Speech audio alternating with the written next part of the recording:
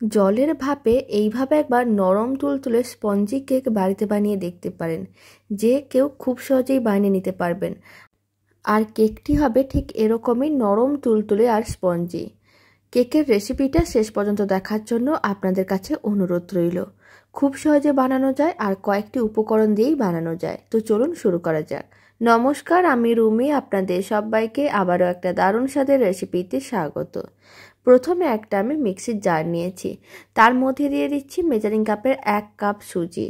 এখানে 200 গ্রামের মতন সুজি আছে, আপনারা চাইলে বাটি মাপ করেও সুজিটা দিতে পারেন। এখন আমি দিয়ে দিলাম মেজারিং কাপের 1 কাপ জল, 200 ml এর মতন জল দিলাম। আর আমি দিয়ে দিচ্ছি মেজারিং কাপের 1/2 কাপ চিনি। মিষ্টির পরিমাণটা কম বা বেশি করতে পারেন।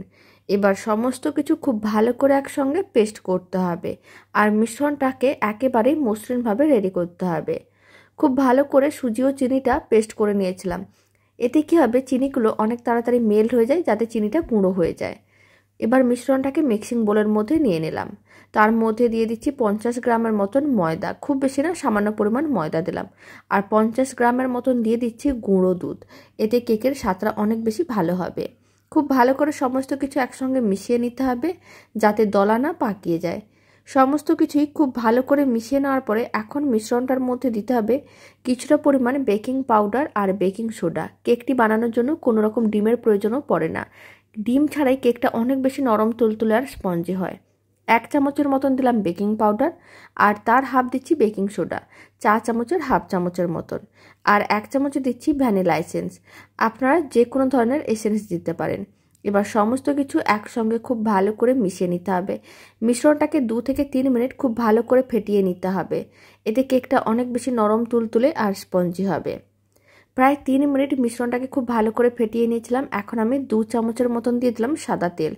তেলটাও খুব ভালো করে মিশিয়ে নিতে হবে। এতে কেকটা কিন্তু নরম হবে, শক্ত হবে না বা ভেঙে যাবে না। তাই খুব ভালো করে তেলটাও মিশিয়ে নিতে হবে। সমস্ত কিছু খুব ভালো করে মেশানো হয়ে গেছে, কেকের ব্যাটার একেবারেই রেডি। এবার কেকের ব্যাটারটাকে একটা কেকের মোল্ড বা যে কোনো ধরনের স্টিলের পাত্রের মধ্যে ঢেলে নিতে পারেন। অল্প করে তেল ব্রাশ করে রেখেছিলাম আর একটা বাটার পেপার দিয়ে রেখেছিলাম, এতে কেকটা ডিমোল্ড করতে সুবিধা হবে। পুরো মিশ্রণটা দেওয়ার পরে পাত্রটিকে এইভাবে একটু ট্যাপ করে নিতে হবে, যাতে মিশ্রণটির মধ্যে হাওয়া না থাকে। এবার আমি জলের ভাপে কেকটিকে রান্না করব। তার জন্য কড়াইতে জল গরম করে নিয়েছিলাম। এরকম একটা ছিদ্রযুক্ত পাত্র রেখে দিলাম, আর তার উপরে কেকের পাত্রটি রেখে দিতে হবে। তারপর ঢাকনা দিয়ে ঢেকে দিতে হবে, আর মিডিয়াম টু হাই ফ্লেমে 20 থেকে 25 মিনিট জলের ভাপে এইভাবে কেকটাকে রান্না করতে হবে। তাহলেই কিন্তু কেকটা সুন্দরভাবে রেডি হয়ে যাবে।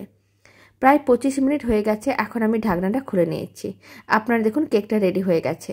তারপরে কেকটাকে 5 মিনিট রেখে ঠান্ডা করে নিয়েছিলাম। এবার কেকটাকে ডিমোল্ড করে নেব। প্রথমে কিন্তু সাইডগুলোকে এইভাবে একটু আলাদা করে নিতে হবে। সাইডগুলোকে আলাদা করে নেওয়ার পরে তারপর একটা প্লেট নিতে হবে। প্লেটের মধ্যে কেকটাকে ঠিক এইভাবে একটু উল্টে নিতে হবে। এতে খুব সহজে কেকটা ডিমোল্ড হয়ে যাবে। নিচে যেহেতু বাটার পেপার দেওয়া ছিল, তাই বাটার পেপারটাকে এইভাবে তুলে নিতে হবে। আর বাটার পেপার না থাকলে নাও দিতে পারেন। এখন আমি কেকটা কেটেও দেখিয়ে দিচ্ছি ভেতরটা কতটা নরম তুলতুলে আর স্পঞ্জি হয়েছে।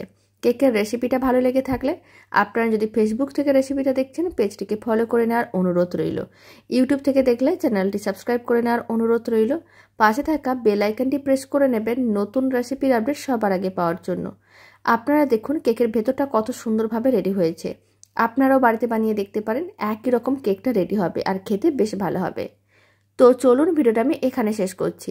আপনারা সবাই ভালো থাকবেন, সুস্থ থাকবেন। আপনাদের সঙ্গে আবার নতুন রেসিপি নিয়ে দেখা হচ্ছে।